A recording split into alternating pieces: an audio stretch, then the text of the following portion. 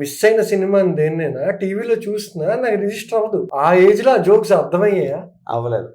అర్థం అవ్వలేదు. చిరంజీవి అనే పర్సన్ తెర మీద కనిపిస్తే సెలబ్రేషన్ అంతే. హాయ్ అందరికీ, వెల్కమ్ టు పర్స్పెక్టివ్ మ్యాటర్స్. మన పర్స్పెక్టివ్ మ్యాటర్స్లో ఫ్లేవర్స్ ఆఫ్ సినిమా అని చెప్పి సిరీస్ ఆఫ్ వీడియోస్ చేస్తున్నాం. ఇందులో మూవీస్ గురించి మాత్రమే మాట్లాడతాం. సో ఆ సిరీస్ ఆఫ్ వీడియోస్లో ఈ సెకండ్ ఎపిసోడ్, ఫస్ట్ ఎపిసోడ్ చూడని వాళ్ళు మన ఛానల్లో ఉంది, వెళ్ళి చూడండి. వీడియోలోకి వెళ్లే ముందు ఒక చిన్న రిక్వెస్ట్. రీసెంట్గా మన ఛానల్కి 1700 సబ్స్క్రైబర్స్ వచ్చారు. ఒకవేళ మీరు సబ్స్క్రైబ్ చేసుకోకపోతే సబ్స్క్రైబ్ చేసుకోండి.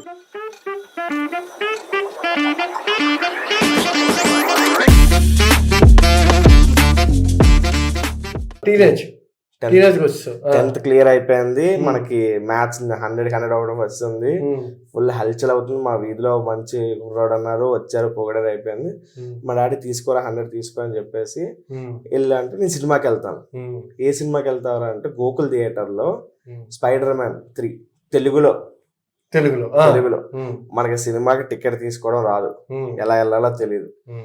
6:30 షోకి బిలీవ్ మీ 4 o'clock వెళ్ళిపోయాను డైరెక్ట్ థియేటర్కి. 4 o'clock వెళ్ళిపోయి టికెట్ లైన్ లో అలా కూర్చున్నాను. వాడు టికెట్ ఎప్పుడు ఇస్తాడా, టికెట్ ఫస్ట్ టైం నేను ఓన్ గా సినిమాకి వెళ్ళడం ఇదే నా స్పైడర్ మ్యాన్ 3 వెళ్ళాము, టికెట్ తీసుకున్నాము, లోపలికి వెళ్ళాము, సినిమా అయ్యింది, ఇంటర్వెల్ వచ్చింది. యూజువల్ తెచ్చిచ్చేస్తారు కదా అనుకున్నాను, రియాలిటీ అలాగే ఉండేది. వాళ్ళు చాలా వాళ్ళు ఉండేదిలే, అందరూ వెళ్ళి తెచ్చుకుంటున్నారు. ఇదే నాకు తెచ్చేవారు అంటే నువ్వు వెళ్ళి కొనుక్కోని అన్నారు. ఓకే వెళ్ళాలి, సరే. అంటే నీకు సినిమా థియేటర్ లో ఇంటర్వెల్ లో కూల్ డ్రింక్స్ అవి అలా తెచ్చిచ్చేస్తారు. ఇది నా impression till 10th spider man 3 movie వరకు. అప్పుడు వెళ్ళి తెచ్చుకొని నా ఫస్ట్ మూవీ ఆ రోజు. It was very happy. అప్పుడు ఏం చూసా? ఇది spider man Gokul theatre 4 o'clock వెళ్ళిపోయాను. 6:30 షో అంటే 4 o'clock వెళ్ళిపోయాను. అది నాకు అలవాటు అయిన తర్వాత నేను ఒక నోటీస్ చేసిన సెన్స్ ఏంటంటే, అరే మనం త్వరగా వెళ్తే టికెట్లు దొరికేస్తాయి, నువ్వు ఇబ్బంది పడాల్సిన అవసరం లేదు, నీకు ఏం తొక్కిసలాట ఉండదు, వెళ్ళి డైరెక్ట్ గా లైన్ ముందు నించుని పోవడమే. కరెక్ట్ టికెట్ కౌంటర్ ముందు నించుని పోతే నీకు టికెట్ ఈజీగా దొరికేస్తుంది. ఇదే లాజిక్. మొదలెట్టాను లీలామహల్, జ్యోతి థియేటర్, ఇంకా జగదాంబలో 3 థియేటర్స్ అన్ని. ఇంక ఇదే ప్రతి సినిమాకి ఇదే 2.5 hours మినిమం 2.5 hours మెయింటైన్ చేసుకుంటూ వెళ్ళిపోయాను. ఇంటర్వెల్ బయటికి వెళ్ళేవాడువా కూల్ డ్రింక్ తెచ్చుకోవడానికి? ఓకే, టీనేజ్ అయిపోయింది.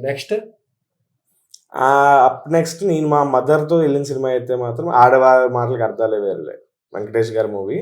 అదంతా ఏజ్ అప్పుడు? ఇంటర్ ఫస్ట్ ఇయర్, టీనేజ్ కిందే. ఇంకా అక్కడి నుంచి ఇంకా నా సినిమా అరంగేటం మొదలైంది. ప్రస్థానం మొదలైంది. ఏంటంటే వెళ్ళడం, నీకు మనీ ఉన్నా లేకపోతే నీకు ఇచ్చిన పాకెట్ మనీ సినిమాకి వెళ్ళాలనుకుంటే 10 rupees దానికి కూడా వెళ్ళొచ్చు. నువ్వు ఫస్ట్ వెళ్ళిపోతున్నావు, 4 o'clock వెళ్ళిపోతున్నావు, ఆబ్వియస్లీ నీకు ఏ రోజు దొరుకుతుంది.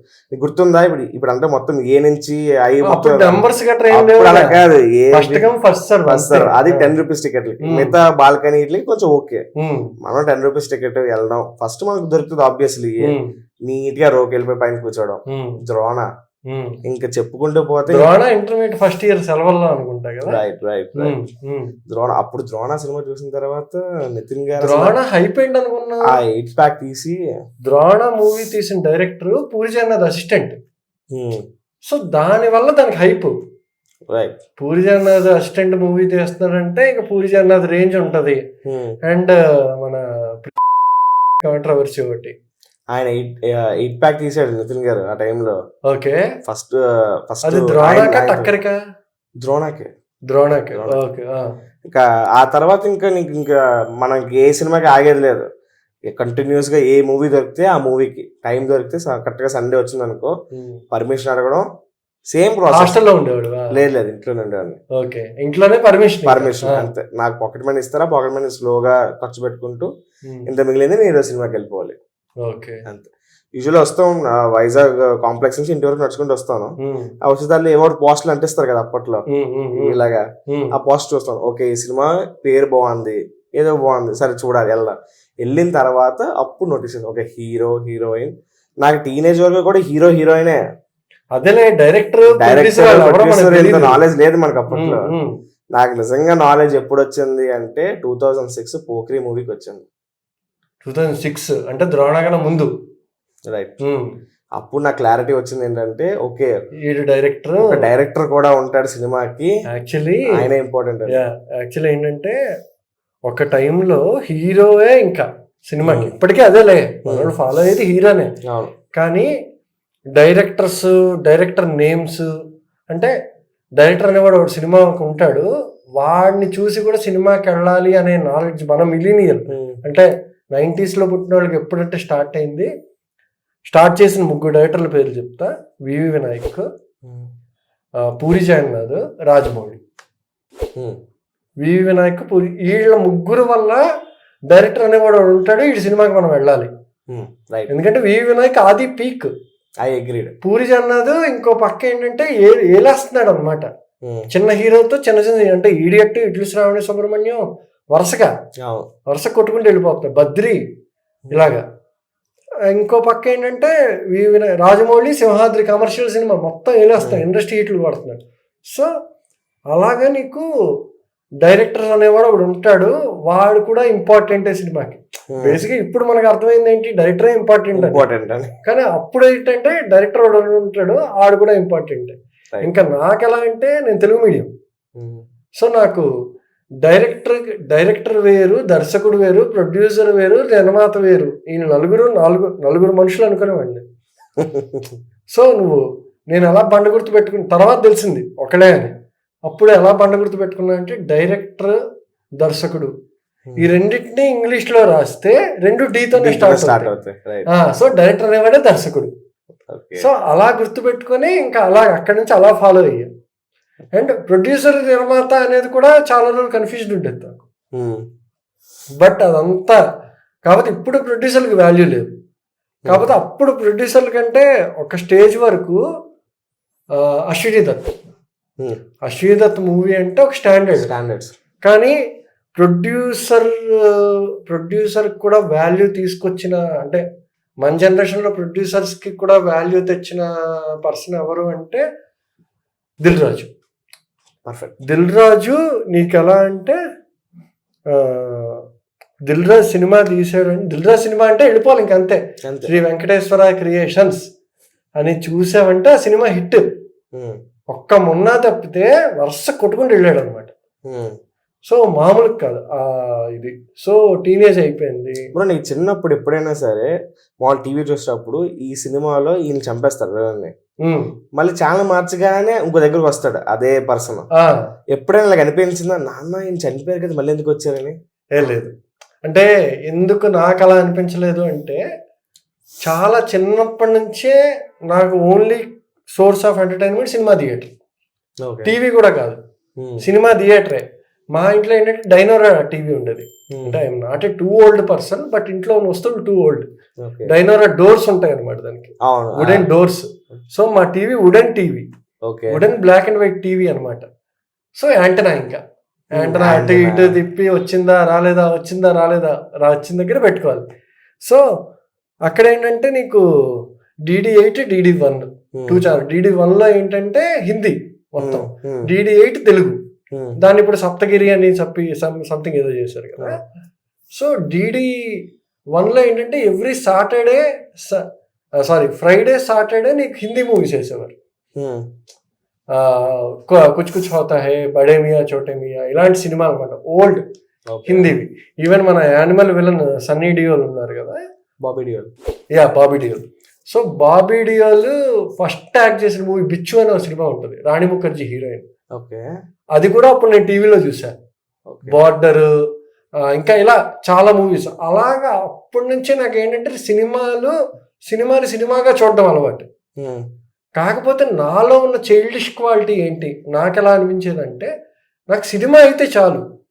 ఇప్పుడు జనరల్ నీ దగ్గరికి వచ్చి జనాలు ఎలా అంటే ఈ సినిమా బోరు, ఈ సినిమా బాగుంది, ఈ సినిమా బాగాలేదు, అది అసలు నాకు ఆల్మోస్ట్ బీటెక్ అంటే 20 years వచ్చే వరకు నాకు అది తెలీదు. సినిమా బాగాలేకపోవడం, సినిమా అంటేనే బాగుంటది కదా, అంతే. సినిమా తలనొప్పి రావడం ఏంటి, సినిమా అంటేనే తలనొప్పి తగ్గించేది. అవన్నీ ఇప్పుడు వస్తున్నాయి. అప్పట్లో సినిమా ఉంది, వెళ్ళాలి, కూర్చున్నాం, చూడాలి, అంతే. సో అది నాకు ఫస్ట్ ఆల్మోస్ట్ అదే బీటెక్ అయినంత వరకు I was in a path that నాకు సినిమా అంటే ఇంకా చూసేయాలి అంతే. సినిమా అంటే బాగుంటది, సినిమా బై డిఫాల్ట్ బాగుంటది. సినిమా అంటే సినిమా బాగుందా బాలేదా, ఫ్లాపా హిట్టా, లేదంటే కలెక్షన్స్ ఎంత, మెయిన్ కలెక్షన్. ఇప్పుడు బిగ్గెస్ట్ కల్ప్రిట్ ఎక్కడంటే ఇప్పుడు టాలీవుడ్ లో కలెక్షన్స్. సో అదొకటి. ఇవేవి తెలియవు అంటే అప్పుడు ఇవి బయటకు వచ్చేవి కాదు. సో అది. సో టీనేజ్ అయిపోయింది, ఇప్పుడు young age. Best movie experience ఏంటి? నువ్వు యాక్చువల్లీ టీవీ కోసం చెప్పేటప్పుడు నేను DD1 DD వచ్చాయని చెప్పావు కదా. నా లైఫ్ లో టీవీ ఫస్ట్ చూసింది ఏంటంటే కలర్ టీవీలో చూసాను. నేను చూసిన ఫస్ట్ మూవీ మాస్టర్. రిమోట్ ఉందా? రిమోట్ ఉంది. ఓకే. మాస్టర్ సినిమా చూసాను. అంటే అప్పుడు చిరంజీవిని అలా చూస్తే ఇంకా ఆనందం, అసలు మూవీ పొలిపోయింది అంటే ఇంకా ఆనందమే అంతే.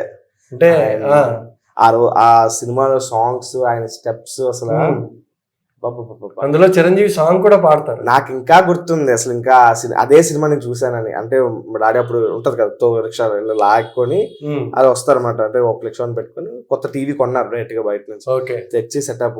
అప్పుడు ఏంటి, ఇప్పుడు టీవీ అని డైరెక్ట్ టీవీ నీకు ఇచ్చేస్తారు, నువ్వు మామూలుగా ఫిట్టింగ్ ఇన్స్టాలేషన్ అని పిలుస్తావు. అప్పుడు ఒక మనిషి వచ్చి వాడు మొత్తం కేబుల్ అన్నిటిని ఇన్స్టాలేషన్ మొత్తం చేసేవాడు. చేసి ఇలా ఆన్ చేయగానే ఫస్ట్ వచ్చింది మాస్టర్ సినిమా. మార్చలే మళ్ళీ ఆ సినిమా అయ్యే వరకు మార్చలే అమ్మా. అయిన తర్వాత అప్పుడు నెక్స్ట్ ఇంకా అది ఫస్ట్ ఎక్స్పీరియన్స్. బ్రో నువ్వు దేశముద్ర చూసావా? థియేటర్ చూసావా? ఎలా అనిపించింది? మాస్ ఇంకంతే. మా 10th క్లాస్ మూవీ అది. అంతే, 10th సెలవులు. నా 10th సెలవులు మేము మా అమ్మమ్మ ఇంటి దగ్గర ఉన్న వాళ్ళు అందరూ కుర్రలందరూ కలిపి వేసుకొని ఇంట్లో అడిగి వెళ్ళిన సినిమా అది దేశముద్రకి. అసలు సిక్స్ ప్యాక్ అది మాట్లాడే స్లాంగ్ చెప్తా. అల్లు అర్జున్ అంటే బేసిక్ గా ఎలా అంటే, నీకు స్టైలిష్ స్టార్ ని బన్నీకి వేస్తారు. బన్నీ మూవీకి స్టైలిష్ స్టార్ ని వేస్తారు. బన్నీ అంటే ఫస్ట్ గంగోత్రి తర్వాత ఆర్య తర్వాత బన్నీ తర్వాత హ్యాపీ తర్వాత దేశముద్రకి first time Allu Arjun style ని రీడిఫైన్ చేశాడు. రీడిఫైన్ ఇన్ ద సెన్స్, తనకున్న ట్యాగ్ అంటే స్టైలిష్ స్టార్ ఏదైతే ఉందో దాన్ని ప్రాపర్ గా ఎలివేట్ చేసుకున్నాడు కరెక్ట్ గా. బట్ ఏంటంటే నీకు, and at the same time దేశముద్రలో ఉన్న స్టైలింగ్ ఏదైతే ఉందో అది ఓన్లీ ఫర్ మాస్. క్లాస్కి అర్థమయ్యేది కాదు. అంటే జనాలకు ఎలా అర్థమవుతుందో తెలీదు. అండర్వేర్ స్ట్రిప్ కనిపించే స్టైల్, ఫస్ట్ సిక్స్ ప్యాక్, ఇదంతా అల్లు అర్జున్ తెచ్చిందే. Hair straightening. సో దాని తర్వాత దేశముద్ర తర్వాత పరుగు. కానీ మళ్ళీ దేశముద్ర షేడ్స్ తో ఆర్య 2 చేశాడు. సేమ్ హెయిర్ స్ట్రైట్నింగ్ ఉంటుంది. కాకపోతే అందులో ఉన్న కాస్ట్యూమ్స్, నెక్స్ట్ ఆ టేకింగ్ వల్ల ఆర్య 2లో అల్లు అర్జున్ స్టైలింగ్ ఏదైతే ఉంటుందో అది మాత్రం కంప్లీట్ మాస్ క్లాస్ అందరి కోసం అది. సో అది కంప్లీట్ గా రీడిఫైన్ చేసి పడేశాడు. సో స్టైలిష్ స్టార్ అనే ట్యాగ్ కి న్యాయం. ఫస్ట్ ట్యాగ్ వచ్చింది. యాక్చువల్లీ ఏంటంటే ఫస్ట్ ఆయన వర్క్ చేయాలి దాని మీద, దాని తర్వాత ట్యాగ్ రావాలి. కానీ ఫస్ట్ ట్యాగ్ ఇచ్చేసారు. బన్నీలో నీకు అంత స్టైల్ గా అస్సలు ఉండడు. కానీ ఫస్ట్ నీకు స్టైల్ అంటే ఆ తర్వాత ట్యాగ్ వచ్చిన తర్వాత మనోడి స్టైల్ని రీడిఫైన్ చేయడం అలాగా. సో అదొకటైతే, కానీ టాలీవుడ్లో స్టైల్ని రీడిఫైన్ చేసిందంటే మాత్రం పవన్ కళ్యాణ్. ఓకే, టాలీవుడ్లో ఎంతలా రీడిఫైన్ చేశారంటే, తమ్ముడు మేడ్ ఇన్ ఆంధ్ర నువ్వు చూస్తే అసలు ఆ కైండ్ ఆఫ్ కాస్ట్యూమ్స్ గట్రా మన వాళ్ళకి ఎక్కలే. అంటే హిట్టే సినిమా, బ్లాక్ బాస్టరే, కానీ యూత్కి మాత్రమే.